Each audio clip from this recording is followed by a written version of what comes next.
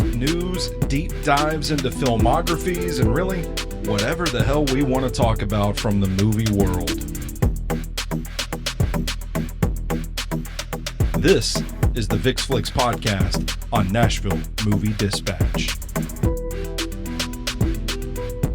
Welcome back to another episode of the Vick Flicks podcast right here on Nashville Movie Dispatch. I'll be your host for the show, the EIC at Sobros Network, Big Natural Stoney Keeley.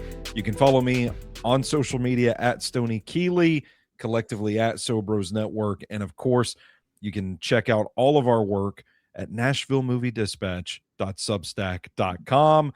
Joined today to talk about the 2026 Atlanta Film Festival, through our eyes anyway, is the star of the show himself, the man whose namesake it bears. He is a board member of the Music City Film Critics Association. He is a member of the Southeastern Film Critics Association, and he's our resident film critic here at Nashville Movie Dispatch, Mr. Big Shot himself, Brandon Vick. Brandon, how you doing today, my man?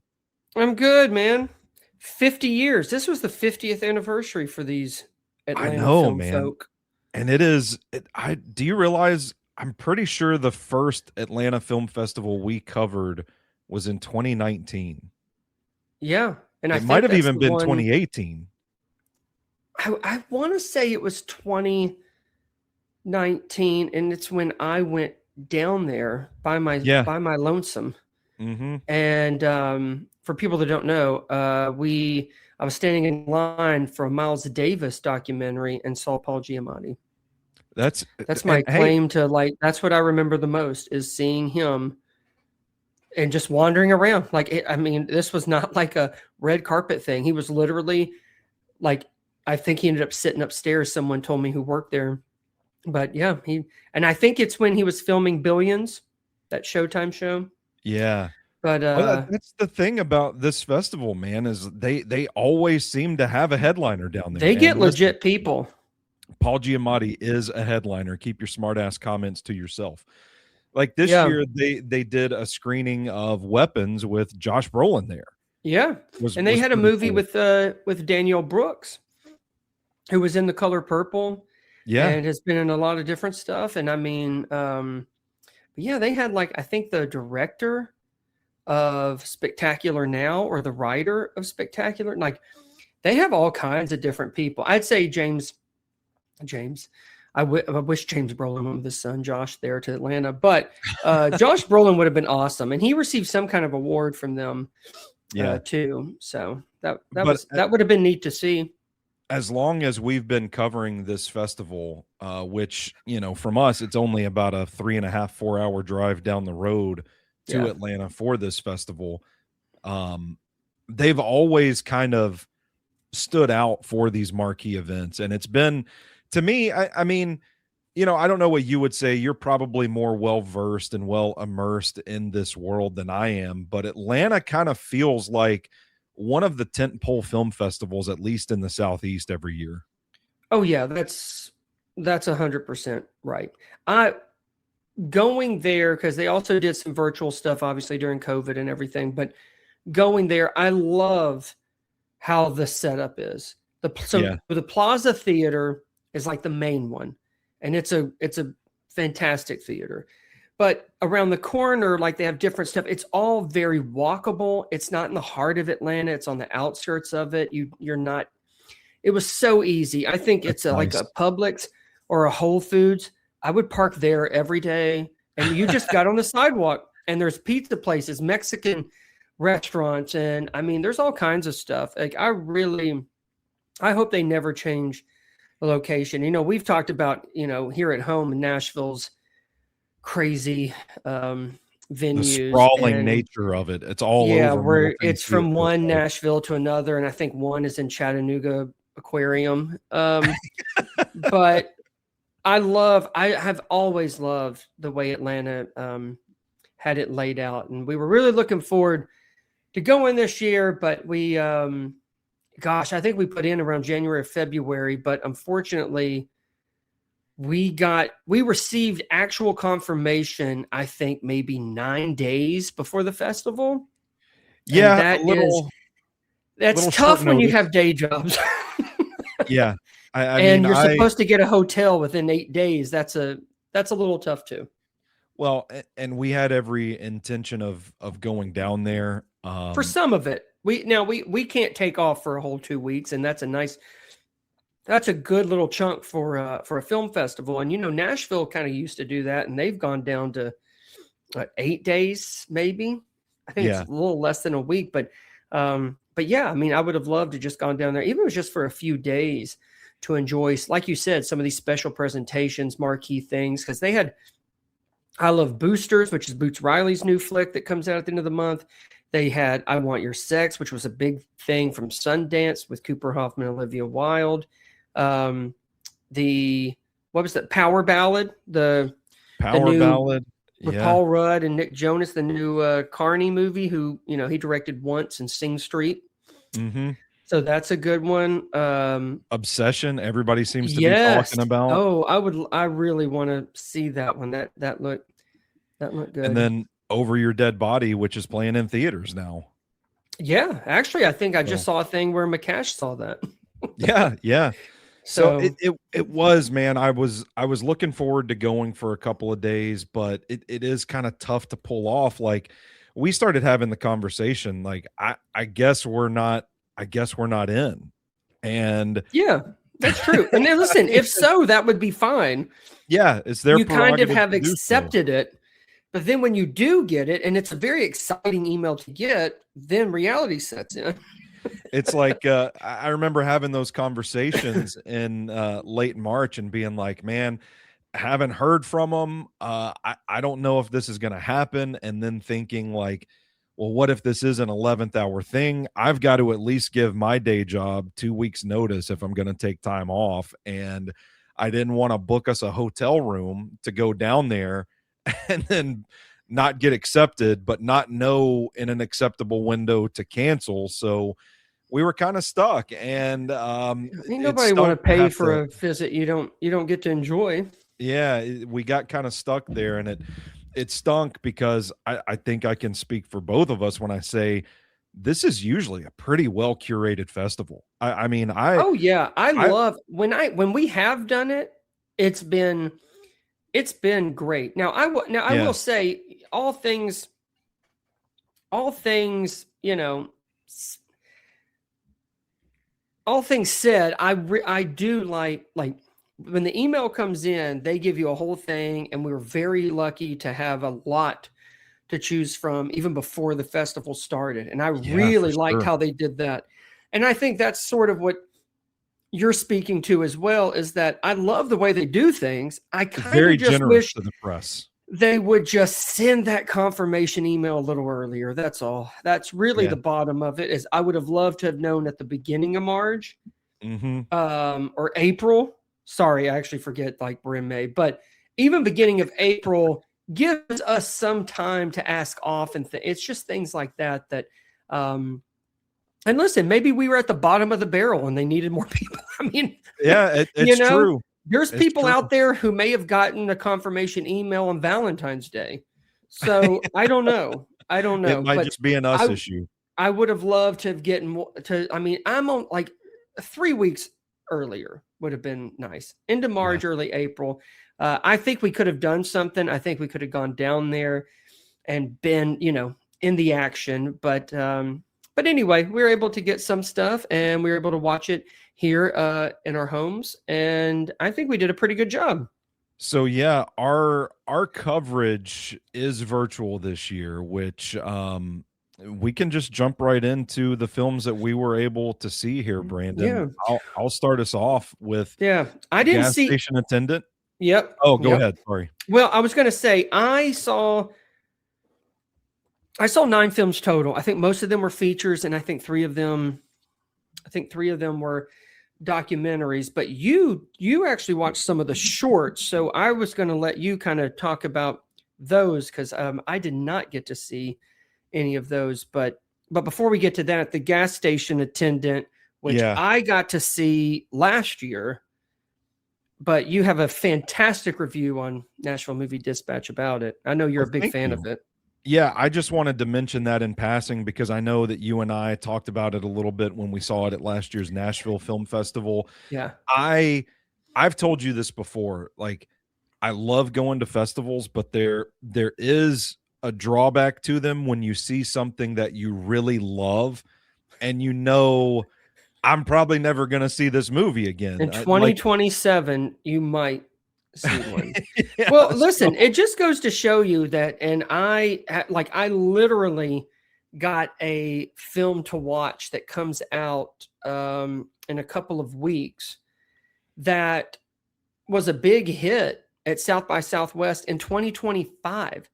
Dang. And there's stuff that I'll get emails about that won stuff from like Cannes and Sundance last year that is now finding its way to an audience. So, I mean, yeah. And these are some bigger titles perhaps. And anytime I think you're discussing documentaries, that's an iffy thing too. I mean, a lot of that does end up on streaming, and even actually some of the most popular ones like the Alabama Solution, for instance, a lot of these Academy Award nominated ones are actually end up streaming. Like Netflix had The Perfect Neighbor.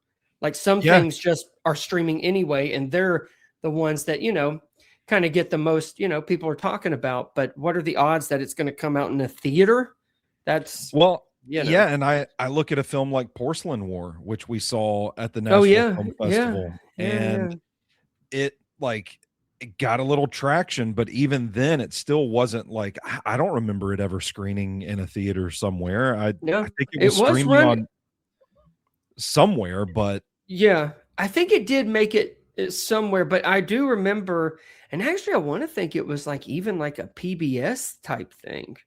Because it dealt with Ukraine and stuff, and that obviously is still a ongoing thing. But I mean, look, here's the thing: the Gas Station Attendant, we saw it in September. Here we are, still talking about it in May.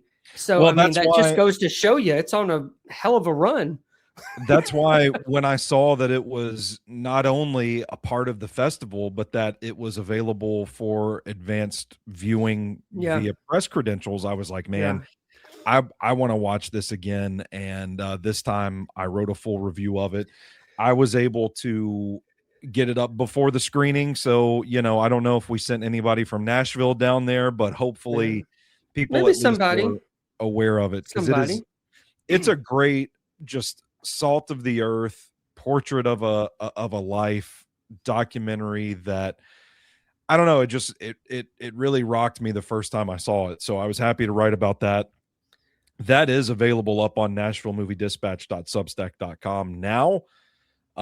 So we won't spend too much time mulling it over. And again, if you just can't get enough of this film, you can go back to our episode recapping the 2025 Nashville Film Festival to listen to us talk about that. But you mentioned the shorts, Brandon, and I'm a big fan of the shorts. It's always something I try to pick out a few to watch, whatever festival, because I kind of feel like they can be overlooked sometimes. It's not like I do it.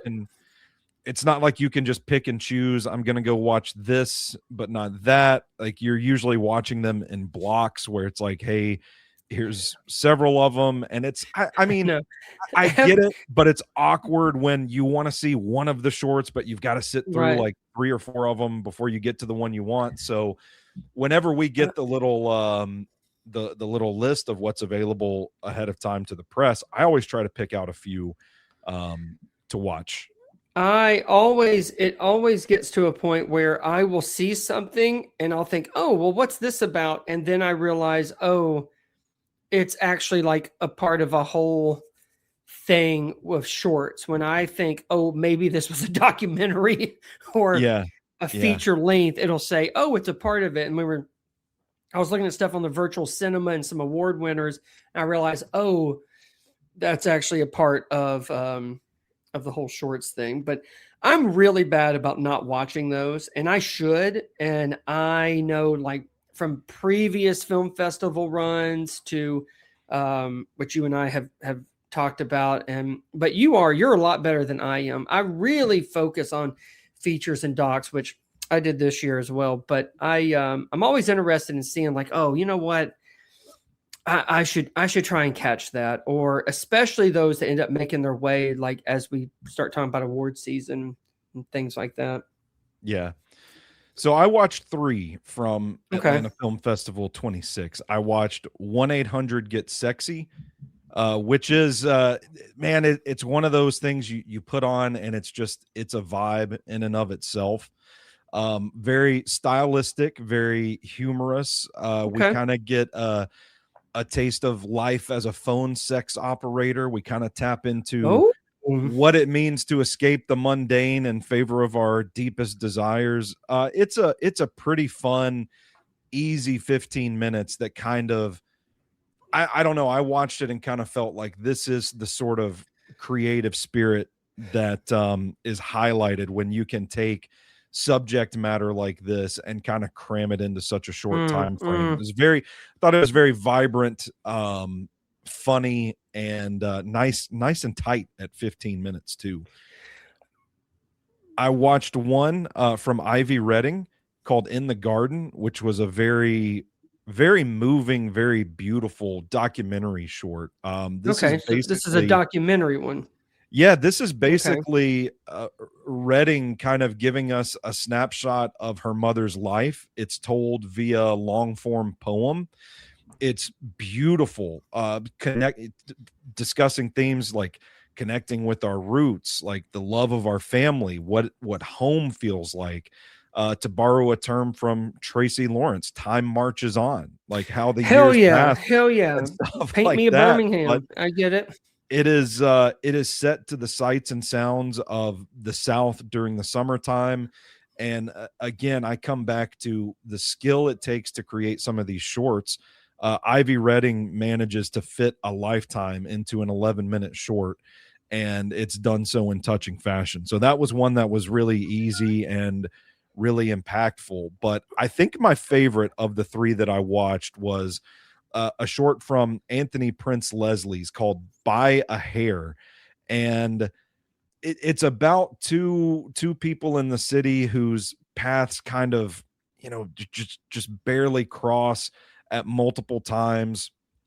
And you never really see them come together until, well, they come together, but then you kind of relive all of the moments the stories could have touched and intersected, but they didn't. And it's very well done. I loved how it kind of balanced this cosmic narrative of chance encounters and how powerful connection can be if it's made, but like what could we miss out on if it's not made? To be so big and to say so much in just about 10 minutes. I was really impressed with this one. It was one that was a fun, cute story that it successfully made me feel something that was a lot larger than its runtime was. So, I mean, it's like, I think about a lot of the shorts that I've watched throughout the years at these film festivals, and Buy a Hair and In the Garden specifically were 2 that really stood out because of how effective they were in such a short runtime. So I was impressed by those. I think that's what gets me. And, sometimes there are these stories where someone made a short film and they made it into a feature-length film, and they say, this was probably better as a short film. And that's what I'm amazed by with whether it's a feature or doc, it doesn't matter. But, 8 minutes, 12 minutes, 15 minutes to tell a story like that and to have the kind of impact that's possible. I am amazed that you can tell something in that short amount of time to get something going. And then there's the other side of it that says, oh God, you know what, 15 minutes is not enough. Like you need, and sometimes that's what gives birth to this hour and a half, whatever it may be. But yeah. And you never know. You want to start digging into the features then? And then features or one? You want me to do the docs? I can do a couple of docs before we get into features if you want. Did you see any, like, you didn't see any documentary, like, feature-length films, right? I have not, other than the Gas Station Attendant and okay. All right, fair enough.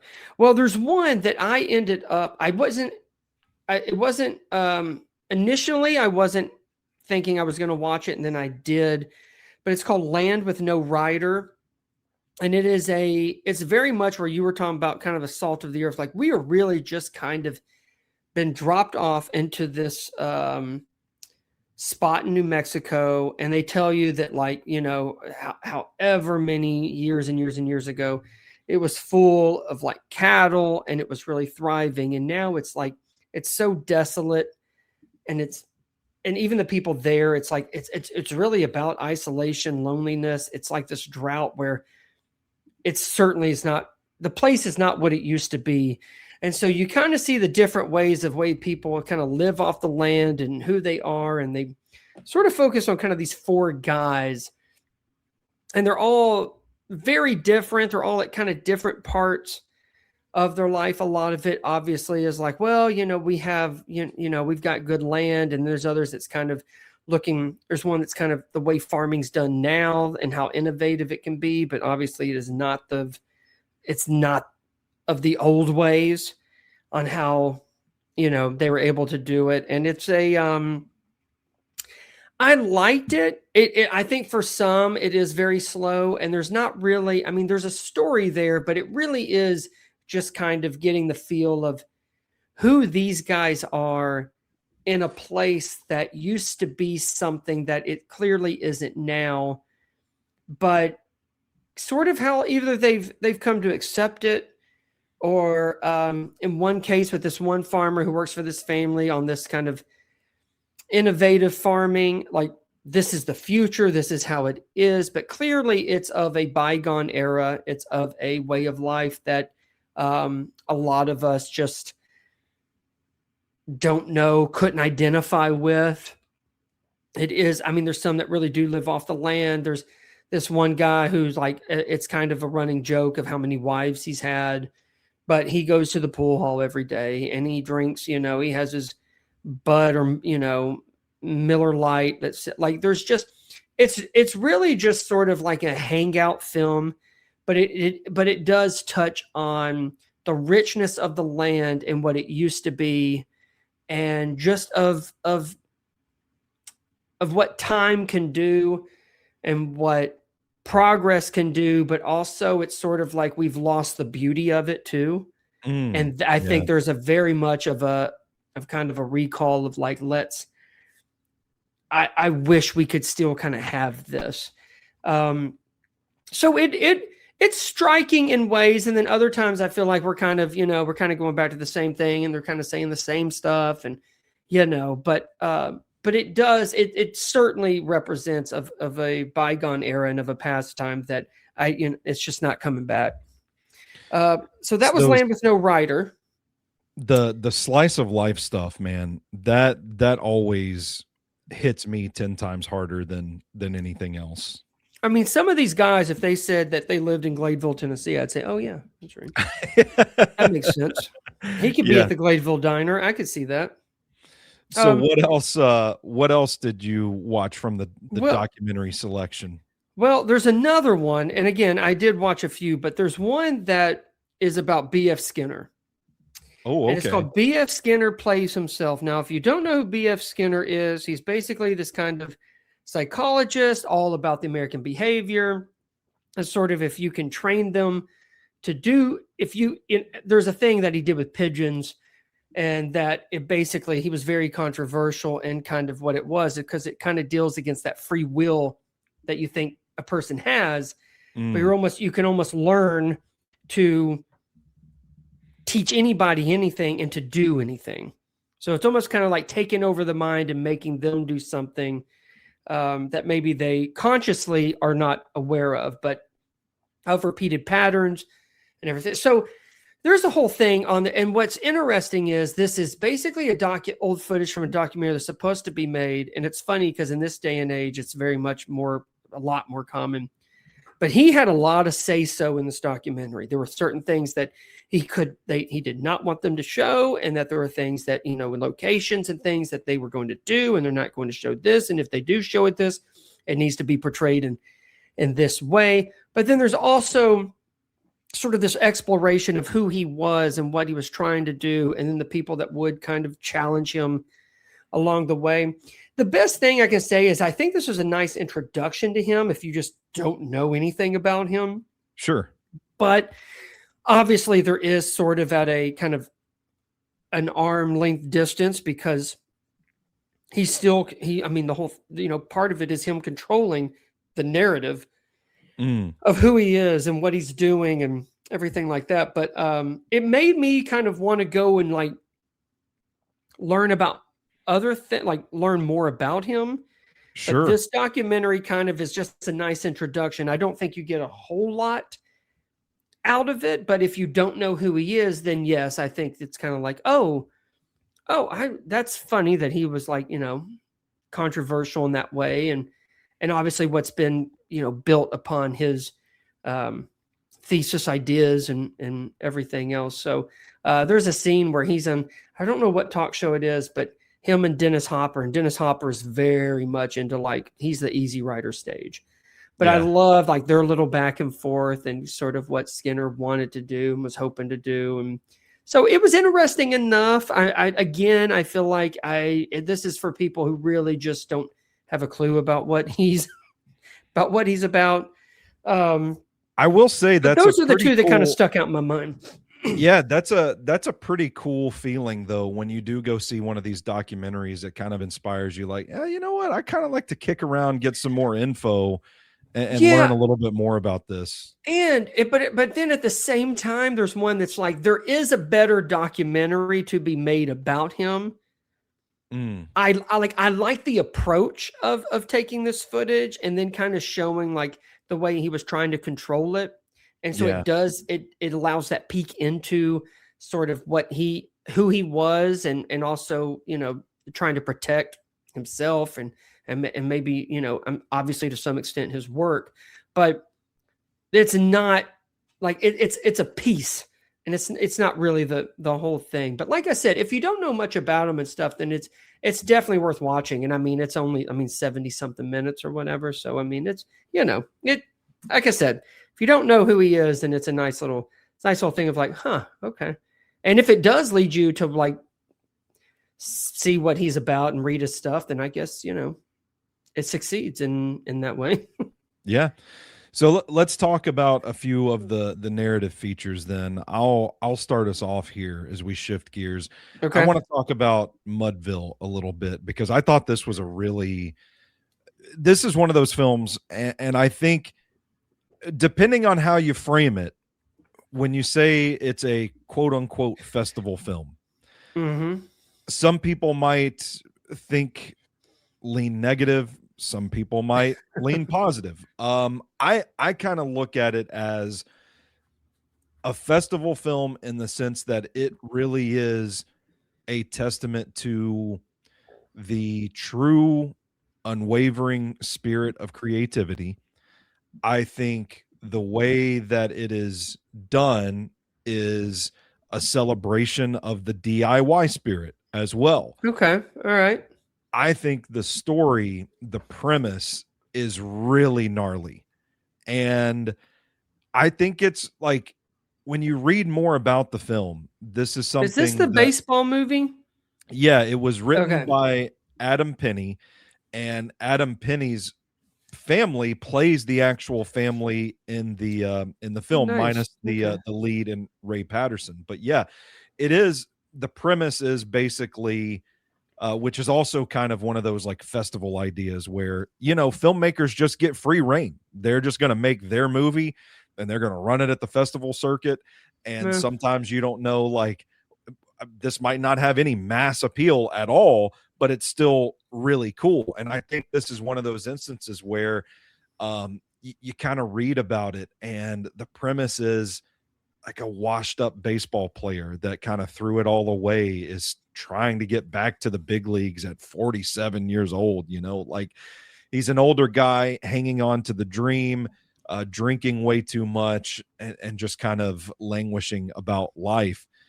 But then it's the film guide refers to it as a metaphysical event happens, and the film kind of teeters on these like supernatural elements without ever like leaning into it. You hear that and you think like ghosts and monsters and stuff like that. Yeah. You never see anything. There's some imagery in some of like Native American film and stuff that kind of shows up. They show a lot of old movies in this, and it creates an uneasy feeling, but it's not like a ghost story or anything like that. And I thought it was a particularly effective meditation on what it means to have that sort of midlife crisis for any sort of creative. And like, I'm pushing 40 myself to think, like, should I still be doing podcasts and writing articles on the internet? Like, you really feel the weight of that sort of depression, where this is a guy that was chasing his dreams and it just hasn't worked out the way that he wants it to. And I think if you can hang with it, because you are just hit with the brunt of that, it is a very sad, exhausting movie. And then you have this sort of thing that builds towards the climax where you're not really sure like what's happened, what's going on anymore. It takes a turn that I think you can look at from a creative standpoint and say, I respect the hell out of you guys for just going for this the way that you did. But I think there will be some people that are leaving the theater saying, I don't really get it. Okay. And that's where I go back to, this is a festival film. Like, if you go into it with an open mind, I think you'll enjoy it. If you're looking for it like head on to get some sort of straightforward resolution, I don't know that you're going to get that out of this film. I do think it is, some of the shots really linger, and it really puts you in the moment where you're just in the funk. You are feeling this sort of depression from our main character. There's a musical score that is very piano heavy, that notes hang in the air. I mean, this is a slow burn movie that really takes its time, and I respect it for that. I enjoyed it, while also saying I don't know. There were times I was checking my phone. Yeah. Because it is like, man, we are taking our sweet time with this. But I liked it. I don't want sluggish. I don't want that to mar my review of this, because I did really enjoy this by the time we got to the end of it. Were you so you were happy with the way that it concluded? I am happy with what it says about men of a certain age struggling to let go of struggling to realize the glory days are behind them. Okay. I saw one, and it's one that actually it was one of the first ones I thought, I would like to check out. And it's called Montreal, My Beautiful. And it stars Joan Chen. And I knew that name. Now, where I know her from is she played the mom in Dee Dee. Yeah. And it is a fantastic film. I highly recommend it. But just so we know, she was in an old 94 Steven Seagal movie called On Deadly Ground. She's been in The Last Emperor. She's been in Judge Dredd, the Stallone movie, The Wedding Banquet here recently. So, but I love what she does here. She plays a Chinese immigrant who's in her early 50s, who's finally confronting her repressed desire for women and begins a secret affair with this other young woman. And they meet on one of these kind of dating apps. And what I like about it is, first of all, it doesn't come out of nowhere. There's flashbacks of her in her youth. And it's one of those, and it's so beautifully told, but that she has to suppress it because of where she comes from, because of the culture, because of the tradition. And so even though she loves her family, she has 2 kids, she has, her husband, but it's not, it's one of those where she just has been forced into it, but she's kind of accepted it. And there's a lot of hesitation at first on if she should act on this. There's a lot of confusion in there, but there's just so much. And it shows up a lot about kind of rebirth.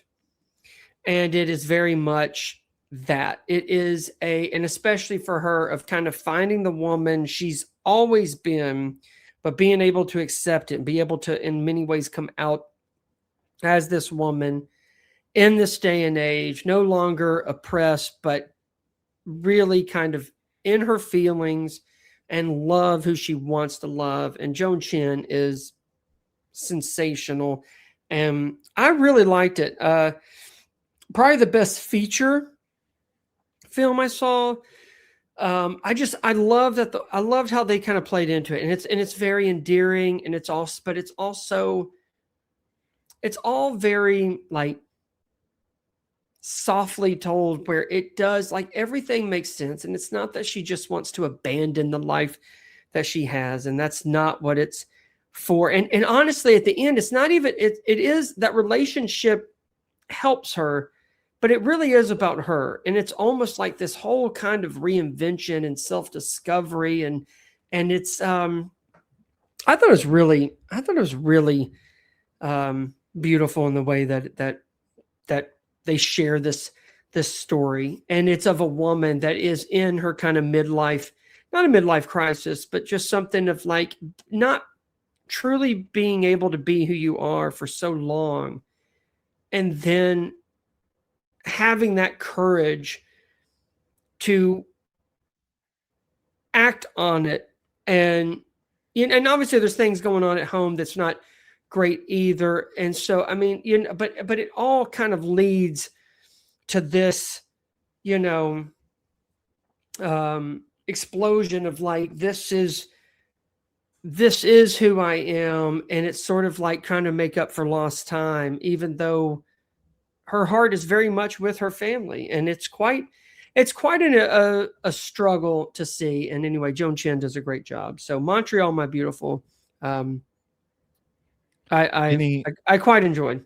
Any other of the narrative features that you wanted to mention before? I think we talk about a film I think we both liked quite a bit. Yeah, there's one, and I ended up watching this instead of that Mud one that you were talking about. Uh-huh. And it's called Party USA. And I first read it, and it's basically about this girl who can't get her shift covered after she finds out her father is dead. And it's very much of trying to be sort of it really tries to balance tone, because at first it seems like it's kind of this kind of low rent comedy. You kind of have some eccentric characters, and then, she's kind of a wild one, and then something happens, and a murder happens. And, it's sort of funny, but then it also feels like it kind of wants to be more than what it is. And it's trying to juggle a lot of shit that it doesn't quite do justice to either side. Like whatever kind of murder, thriller, comedy, it's a lot of things, but it's not great at any of them.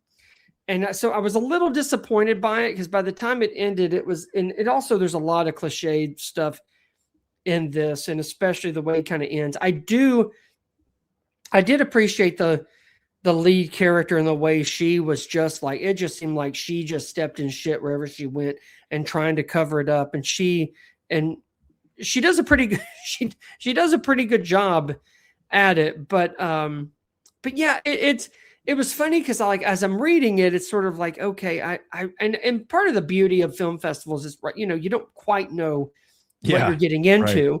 And so when the first kind of shocking thing happens, it's almost like a horror comedy type thing. But then when it tries to be serious, you're not there. You're you're not engaged in what they're trying to do. But then there's things that like certain characters do that's more kind of fun or exciting. But then there's also these other parts where it's like, oh, I don't really, one, I don't even know if it's necessary, but two, it's almost like it starts to become more predictable, even though that's kind of the charm of it, is like you didn't know really where it was going to go. And then it seemed like you knew exactly where it was going to go. And then they do change it up a little bit on you at the end. But yeah, so I don't know if I would have liked the Mud one as much, but it wasn't quite what I thought it was going to be. But yeah, let's get to the one that you and I both like, that I think we both would agree is, I think, the highlight of our Atlanta Film Festival experience. I was about to say, it feels weird to call a film the best of the fest when I only saw 3 features and 3 shorts, but this was, I'm telling you, man, I cried like 3 or 4 different times watching this film. Me too. We are talking about TheyDream, the documentary directed by William D. Caballero. TheyDream, this is from the Atlanta Film Festival's Film Guide, a deeply personal documentary presented in a variety of animation styles that examines the transformative nature of grief for the director, his mother, and other members of their tight-knit Puerto Rican family in Fayetteville, North Carolina. I don't know about you, Brandon. This is one of the more artful movies that I've seen in quite some time. And for it to really have that creativity dialed up, the moving nature of the stories shared, this portrait of a family is equally as moving. So I was so impressed by this. Well, I remember watching it and texting you and saying, you got to watch, make time for this one. Yeah. You got to, make some time for this one. And it's one of the first ones, but I had heard about it before. And then the title really popped out at me, because I remember seeing something about it from another film festival. And so it's definitely one that I knew I was going to watch. And it is, man. I mean, it's such a loving tribute to his family. And it's just of these generations that have come before him. And also him kind of exploring within his own family, talking about his mother and father. I also think it's so much of just a loving tribute of him just honoring his mother. And it's so sweet. And there's such beautiful, exquisite animation. The guy's an artist. This filmmaker, he's an artist through and through. And there's so many different things and different types of animation that he uses to tell this story. And there's even elements where he is showing you how he's doing it, and he's having his mother get involved. Yeah. I found that totally fascinating, and just that creation part of it. But the story he's telling, and when he's kind of recreating his father, I mean, there's parts that it's either tragic or sad or it's joyous. But then there's times where, like, I found it rather haunting on some things, especially when he was his father. Yeah. And it really, I mean, it's highly effective. But I also, like, I agree with you. I got teary-eyed on several occasions, and parts of me wanted you to watch it, because I have not experienced the death of a parent yet. Yeah. But I know you have, and we don't have to go into details of it, but I just thought the way that you kind of remember someone and the memory of them, and even though things may have been rough or whatever, it was so lovingly on, it was just so lovingly on how he painted this picture of his family, even the struggles and everything that they went through. And then, like, obviously as you get older, there's things that you're going to see differently than when you were a kid and stuff. And I don't know, it's just about a guy and his family, but it's told so spectacularly, and obviously with the creative ways he's bringing these people back to life.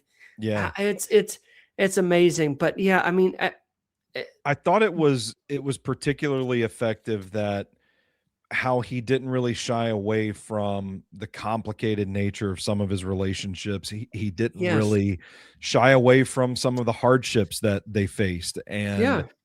I think that's where, when you talk about losing a relative, like, you acknowledge those things, but you still, because of what they meant to you, you still want to honor their legacy in a way. And Yeah. I caught myself thinking, watching this film a couple of times, like, this had to be some sort of cathartic release for this family. And I particularly loved how throughout the process of this film, it struck me as William just kind of making art and telling the story of his family. But by the time we get to the end of it, he mentions that he kind of realizes that art was his way of controlling circumstances that he couldn't control. And Yeah.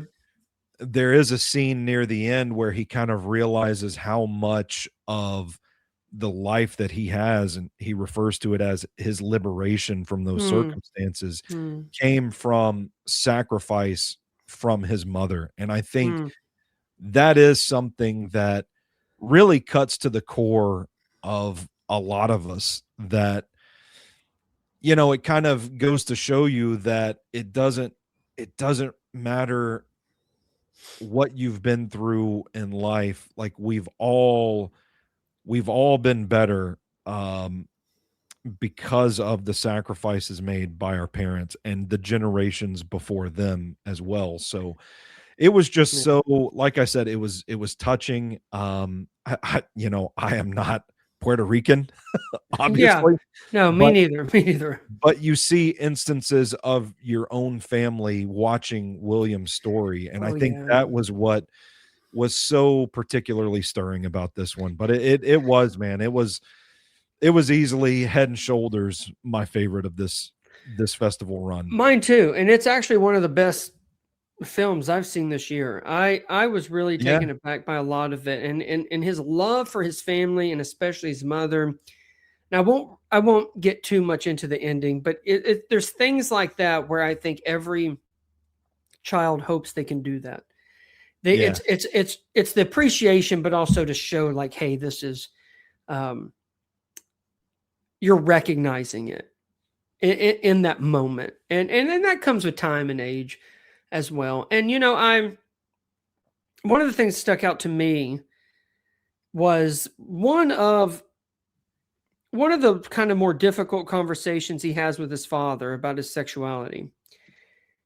And he kind of refrains from kind of going back into it. And I think he even says he wishes he kind of would have maybe stood up for himself more yeah, on it. But there's also, but I think it's more striking because as much as you may care for someone, love for someone, admire whatever, there's flaws. And when there's not that understanding, it affects you. Now, but the way that he has been able to kind of explore this and sort of look at it in a certain way, I think definitely goes back to the artist that he is, and then being able to kind of put yourself in such a vulnerable spot of where you are recreating scenes of your father who's not yeah, there, and your mother who's I mean, it's very, and she's doing things of her mother who's not there, but it also, may I say, there's quite a few funny parts in it yeah, as for well. sure. There is some humor things, but I was just amazed of just how much just emotion and feeling, and it's just about someone's family. Then you think, you know what? There's thousands of stories like that, that you'll never know and that you'll never be told, and no one's going to have the courage to do it, and especially in this way that he did in TheyDream. But I was, man, I was so impressed by it. I was truly amazed of what he was able to do, and then also just the meaning behind it all, and just him putting himself in that kind of space to, I mean, when you take a look back and you think of like, there's a lot of loss in this film, but there's a lot of joy and happiness from it because of who they were and what they were able to do. And we're all of who the type of person they made and the type of person you are and that I am and that he is. It all comes from your family and these people that made such an impression on you. And the fact that there's such gratefulness within this documentary, not just about his mother, even though she rightfully deserves most of it, but from everybody. And it was very rewarding in a lot of ways. And so that's why I texted him like, if you're going to see at least one of these, check this one out. And I'm glad you did, because it was, I'm with you. It's, to me, of the things that I saw, it's certainly the best of the fest, but also the things that I have currently up till now have seen in general, I also think it's one of the best of the year. Well said. Very, very well said. That's the end of our discussion, Brandon. You got any parting thoughts as we wrap up another year talking about the Atlanta Film Festival? No, happy 50 years to Atlanta Film Festival. Hey, let's see what next year brings. But I just want to say Nashville Movie Dispatch.substack.com, Gas Station Attendant, and you'll have your own little recap. For a lot of the stuff that you saw that you were talking about today. So make sure you check that out too. A written recap of this discussion in case you don't like listening to podcasts or you don't subscribe to this podcast. Yeah, you can read it. So that's going to do it for us. Like Brandon said, all of our work is up at NashvilleMovieDispatch.substack.com. Subscribe to Nashville Movie Dispatch on Apple Podcasts, Spotify, wherever you take your shows in. We are out in these internet streets, baby. But that's going to do it for us. For Brandon, I'm Stoney. And until next time, you stay classy, moviegoers.